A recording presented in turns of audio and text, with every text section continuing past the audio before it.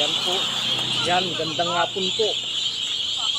Nandito po tayo ngayon sa farm, Purok 6 po, sa Tilapas, Columbio. Bali na daanan lang po namin ito guys.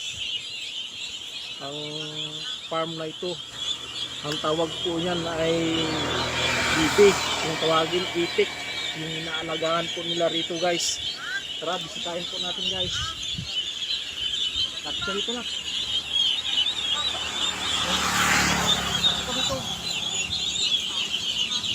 Ito ang lakta dito. Ito! Please. Yeah.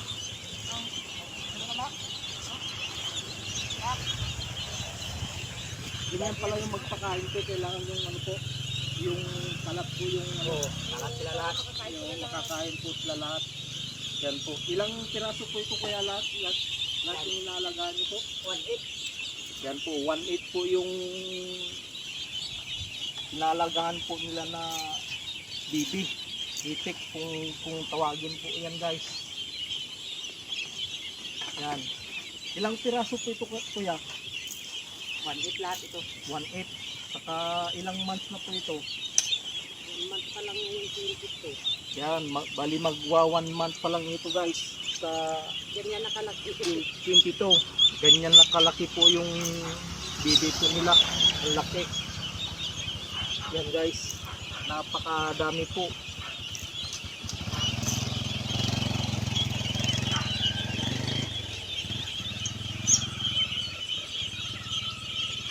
Ilang taon na po kayo nag-aalaga ng ganitong baby po kuya? 7 years. Mag-7 years na po kayo. Saka mayroon din po yung malalaki, yung white look na po. Oo, meron. 1/7. Ayan po. Bali mayroon po sila yung malalaki na. Yung nag-iitlog po, 1/7 po. Kaya lang wala po rito, nasa kabila po. Guys. Maganda mag-alaga nito sa ikon. Yan. Parang napakaganda po mag-alaga po ng ganito. Kahit mahirap pero magandang ikon. Alagaan. Yan. Tsaga. Nako, kailangan lang po natin ng sipag at syaga po rito pagbabantay. Kasi ginapasyal natin ito kuya no? Oo, Sa mga palayan. Oo, sa mga palayan. Pag kailangan nyo din mag-pasyal, halimbawa may mag-harvest ng itong Libre lang pa kayo.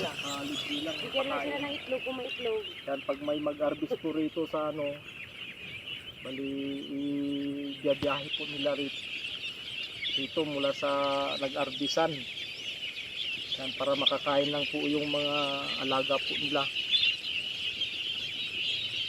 Nahanap naman sila.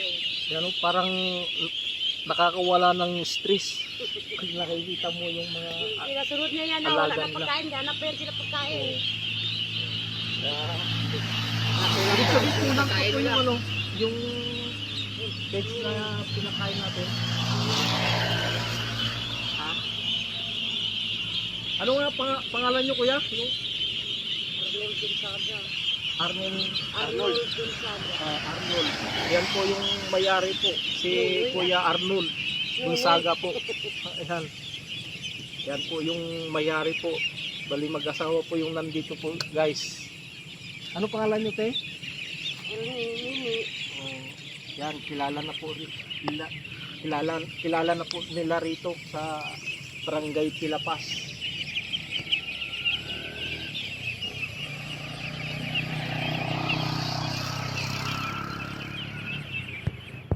Hindi sila na bibitin sa ano, sa tubig.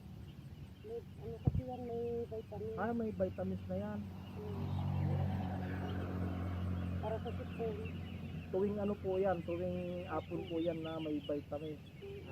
Tuwing aga-apon lang po. Sipon man kasi yan sila pag nag-ulan-ulan. Saka dala na pagpakain po ng ano, food. Ganun bilang inano nila. Vitamin. Kailangan po yan.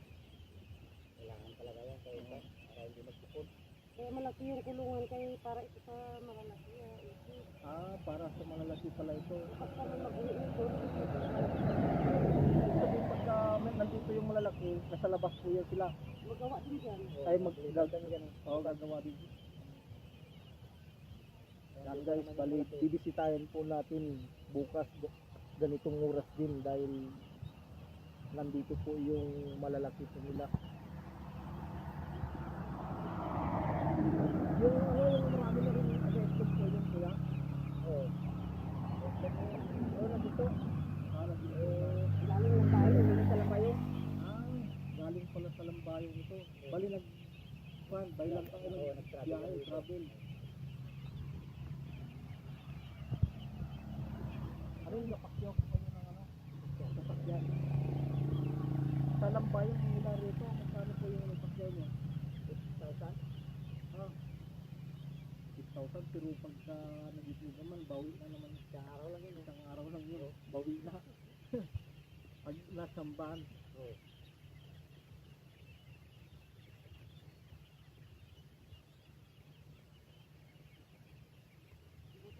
Tip lang kasi yung may palay ng tanong, hindi man nagpaan. Hindi man kasi nag-harvest yung kanina ako, kaya luang sana ng palay ko. Ito mabusog masyado. Ay parang malapit naman yan mag-harvest sila. Bukas yan. Bukas. Sabi nila kanina, bukas siguro yun. Maganda yan kaya malapit na lang po rito.